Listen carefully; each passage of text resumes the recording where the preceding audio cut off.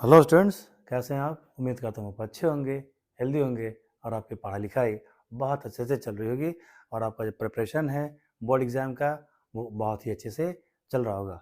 Students, हम लोग देख रहे थे और हम लोग पढ़ रहे थे क्लास 10 इंग्लिश के चैप्टर वाइज इंपॉर्टेंट क्वेश्चंस।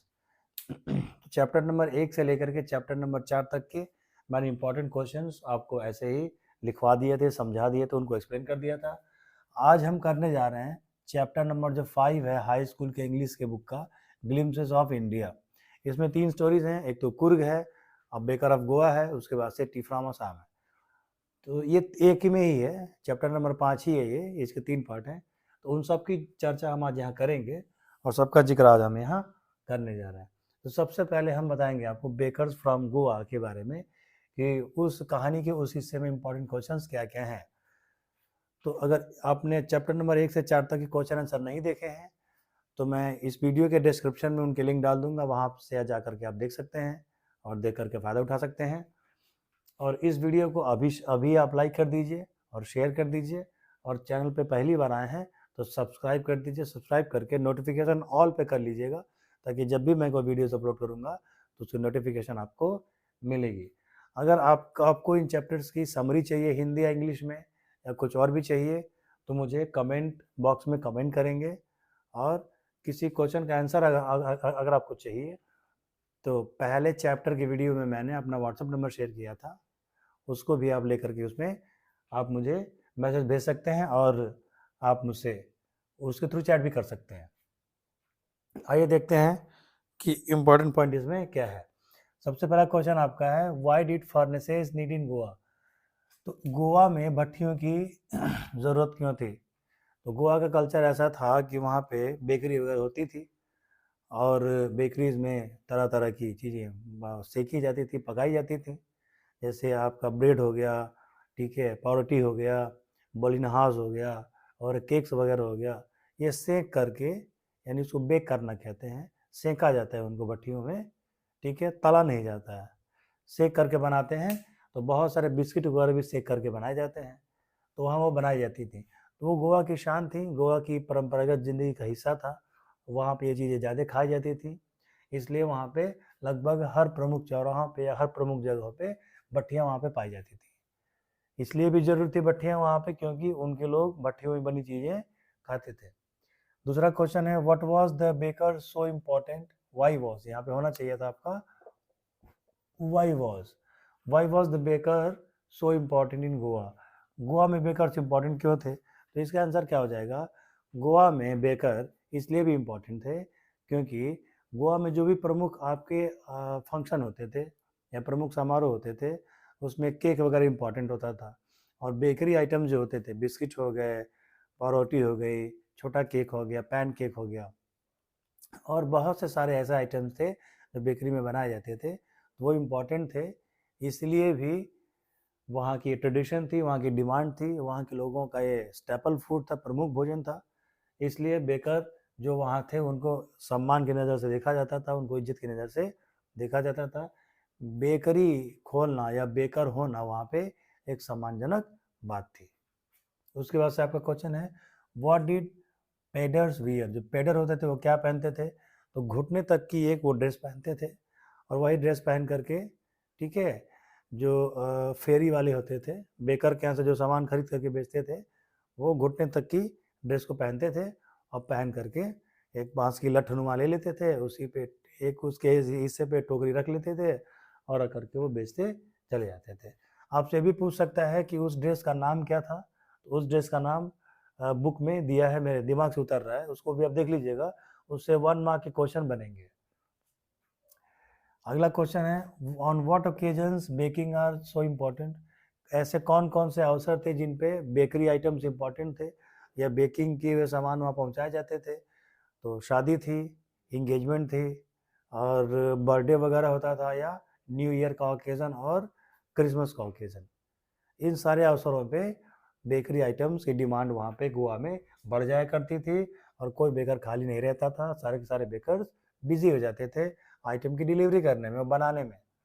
अगला क्वेश्चन आपका है, व्हाट इज बोलिनहास? बोलिनहास क्या है? ये 1 नंबर में भी पूछा जा सकता है। बोलिनहास जो है तो एक प्रकार की मिठाई है या बेकरी आइटम है जो कि बेकरी में बनाए जाते हैं। अब इसका जो दूसरा हिस्सा है कहानी का, कुर्ग।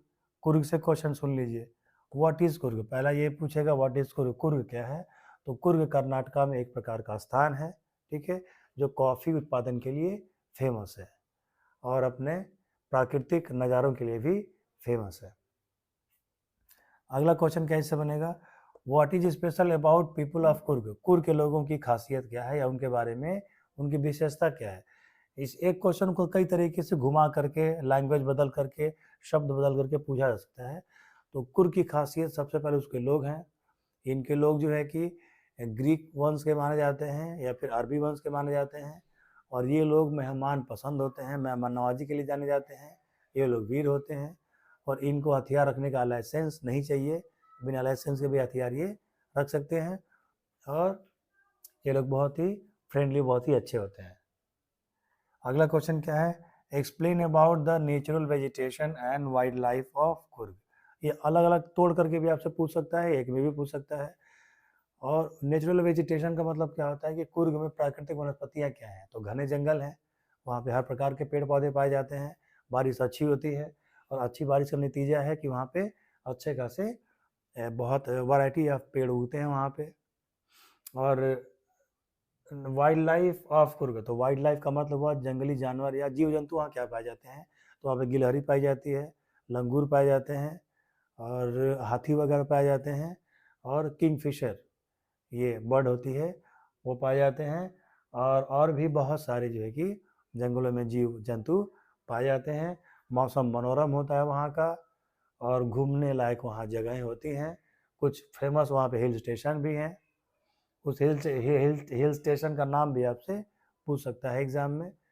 तो कुल मिला जुला के बहुत ही मनोरम जगह वहाँ पे है। उसके बाद से क्या है इसका, उसके बाद से इसका आपके क्वेश्चन क्या आ जाएगा कि व्हाट इज द फेमस, ठीक है, फेमस क्रॉप कह सकते हैं ऑफ कुर्ग, ठीक है। कुर्ग की फेमस क्रॉप क्या है, तो कॉफ़ी यहाँ का फेमस आइटम है। कॉफ़ी की खेती यहाँ पे लगभग की जाती है, और पूरे कर्नाटका स्टेट को ही कॉफ़ी स्टेट कहा जाता है, और कर्नाटका में ही आपका कुर्ग है। तो एक ये क्वेश्चन बन गया कि यहाँ की प्रमुख जो है कि फसल क्या है, तो ये कॉफ़ी मान लीजिए, प्लांटेशन फसल भी आपकी कॉफ़ी हो जाएगी। अच्छा, इसके बाद से और क्या क्वेश्चन आपके यहाँ से बनता है, क्वेश्चन आपके बनते हैं व्हाट इज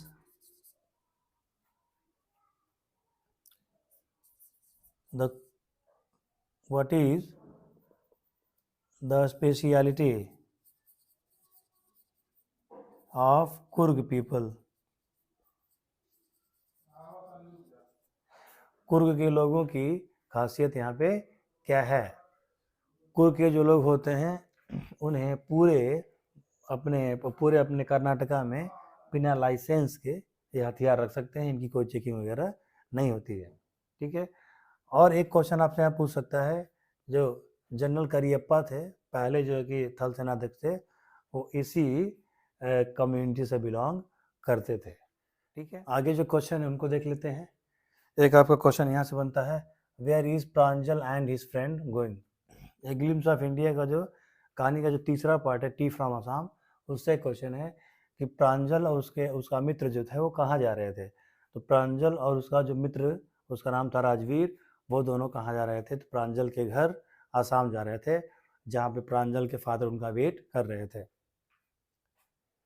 एक क्वेश्चन यहाँ से भी और भी पूछा जा सकता है कि प्रांजल के फादर क्या करते थे। तो प्रांजल के फादर का अपना चाय गार्डन था, चाय का बागान था, और वो चाय उगाते थे और उसका बिजनेस वो करते थे।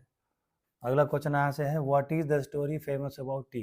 टी के बारे में फेमस कहानी क्या है। तो टी के बारे में इसका क्या आंसर होगा, टी के बारे में दो कहानियाँ फेमस है।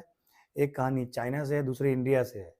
तो चाइना से कहानी क्या है कि एक एम्परर हुआ करते थे, ठीक है, तो उनके लिए पानी गर्म होता था। तो नौकर जो था क्या किया कि लकड़ी वगैरह तोड़ करके लाया और पानी गर्म करने के लिए छोड़ दिया। ऊपर से लकड़ी के कुछ टुकड़े या कुछ टहनी चाय में गिर गई, तो उनकी जो पत्तियाँ थी उसी के साथ चाय में कह रहे हैं, पानी जो गर्म करने के लिए रखा गया था उसमें वो टहनी जो है कि गिर गई और पानी के साथ साथ टहनी की पत्तियां भी उसी में बॉयल हो गई, तो उससे उनका रंग बदल गया। और जब वो पानी लाया गया राजा के सामने, तो राजा ने उस पानी को देखा कलर बदला हुआ है, पानी को उसने पी लिया। पानी पिया तो उसको उसका टेस्ट बहुत अच्छा लगा, तो वो मंगवाता पत्तियाँ तोड़वा तोड़वा करके और उसको पानी गर्म करवा के पीता था। तो यहाँ से चाय की शुरुआत होती है। दूसरा, एक बोधिधर्मन नाम के थे भारत में, वो क्या करते थे कि वो पालकियाँ जो थी, ठीक है, उन्होंने अपनी पालकों को आईलिड को काट दिया था। ये जो पालकें हैं ये उनको काट दिया था। क्यों काट दिया था? क्योंकि जब वो ऐसा ध्यान लगाते थे तो उनको नींद आ जाती थी। तो वो जहाँ जहाँ वो अपने बाल काट करके आईलिड को काट करके जहाँ फेंके थे, वहाँ से एक हल्का फुल्का वृक्ष, छोटा सा पेड़ हो गया, जिसको चाय के नाम से जाना जाता है। इसीलिए चाय पीने से हमें नींद नहीं आती। ये कहानियाँ जो इनके बारे में फेमस है। अगला क्वेश्चन क्या है? Describe the natural environment of Coorg. Coorg के प्राकृतिक जो है कि वातावरण का या प्राकृतिक नज़ारों का उल्लेख करिए। ये लॉन्ग क्वेश्चन के लिए आपका हो सकता है, ठीक है। उनकी वनस्पतियाँ कैसी हैं, वहाँ हिल स्टेशन क्या क्या हैं, ठीक है, क्या क्या चीज़ें हैं वहाँ पे, उसको व्याख्या आप कर देंगे तो इसका आंसर हो जाएगा। Name 2 tourist places of Coorg. एक और महत्वपूर्ण क्वेश्चन पूछा जा सकता है कि कुर्ग के किसी 2 पर्यटक स्थलों के नाम लिखिए। बुक में नाम आप पढ़ लीजिएगा, खोज करके मुझे आप कमेंट करके बताइएगा। ये आप लोगों के लिए आज का सवाल है। उसके बाद से क्या है क्वेश्चन आपका बनेगा, हु वॉज फ्रेंड ऑफ प्रांजल। प्रांजल का फ्रेंड कौन था? तो प्रांजल का फ्रेंड कौन था? राजवीर था, ठीक है। एक और क्वेश्चन यहाँ से बनेगा, हु आर कॉल्ड कोडुवस, ठीक है। कोडुवस किसे कहते हैं? तो कुर्ग के जो मूल निवासी हैं उनको क्या कहते हैं? कोडुवस कहते हैं, ठीक है। मेरे हिसाब से ये जो क्वेश्चन हैं ये इंपॉर्टेंट है इस साल के क्वेश्चन के लिए। इसमें 3 कहानियाँ, 3 कहानियों से मिला करके 14-15 क्वेश्चन के आसपास हैं। इससे बाहर कोई क्वेश्चन नहीं जाएगा। अगर एग्जामिनर क्वेश्चन बनाता है तो ये जितने मैंने पॉइंट्स बताए हैं उन्हीं से वो टिक करके क्वेश्चन बनाएगा। इससे बाहर क्वेश्चन आने की उम्मीद बहुत ही कम है। तो आप इन सारे प्रश्नों को तैयार कर लीजिए। एक चीज़ और जो मोस्ट इम्पॉर्टेंट चीज़ है, क्वेश्चन बहुत सारे हैं तो सभी क्वेश्चंस को याद नहीं किया जा सकता। तो आप एक काम करें, आप चैप्टर की कहानी को रत्ती रत्ती याद कर लें, ठीक है। एक एक इंच कहानी का आपको याद होना चाहिए, आपको पता होना चाहिए। और उसके बाद आप उसे याद करके क्या करेंगे, अगर सपोज कर लीजिए आपको क्वेश्चन ईजी आ जाता है तो आप उसका कहानी को लिख लेंगे, उस क्वेश्चन को लिख लेंगे। लेकिन अगर खुदा न खास्ता क्वेश्चन अगर कठिन आ गया, प्रश्न कठिन आ गया, तो वहाँ आपके 2 हथियार साबित होंगे। एक तो कहानी आपको याद रहेगी, तो हिंदी में तो आपको आंसर पता ही रहेगा। आपको इंग्लिश लिखने में समस्या होती है तो ट्रांसलेशन यहाँ पे आपका बड़ा सहारा साबित होगा। छोटे छोटे वाक्यों को आप लिखेंगे, मन में हिंदी बनाएंगे, ट्रांसलेट करके आप अपनी नाव को डूबने से बचा सकते हैं। छोटे छोटे वाक्य बना करके 60 से 80 शब्द लिखना लॉन्ग में आपके लिए कोई बड़ी बात नहीं रह जाएगी। और शॉर्ट क्वेश्चन में तो वैसे भी आपको 30 से 35 से 40 शब्द आपको लिखने होते हैं। तो कहानी जो इसकी समरी है या कहानी है चैप्टर की, आपको बखूबी याद होनी चाहिए। वो अगर नहीं याद होगा तो आसान क्वेश्चन भी आप हाथ से धो बैठेंगे। बाकी मेरी शुभकामनाएं आपके साथ हैं। आप बोर्ड परीक्षा की तैयारी में लग जाइए और ये वीडियोस आप ज़्यादा से ज़्यादा शेयर करिए, ज़्यादा से ज़्यादा बच्चों तक ये वीडियो पहुंचाइए, अपने क्लास के फ्रेंड्स के बीच में इसको पहुंचाइए ताकि ज़्यादा से ज़्यादा बच्चों का फ़ायदा हो सके। अगर आपके भाई या बहन या आपके दोस्त क्लास 12 में पढ़ते हैं, उनके लिए भी बहुत जल्दी मैं एक वीडियो लाने वाला हूँ। इसमें क्लास 12 के इंग्लिश के सारे चैप्टर्स के मैं इंपॉर्टेंट क्वेश्चन शॉर्ट और लॉन्ग ऐसे ही बना करके समझा कर उनको मैं दूंगा। मिलते हैं आपसे अगले वीडियो में, तब तक के लिए मुस्कुराते रहिए, पढ़ते रहिए और जय हिंद।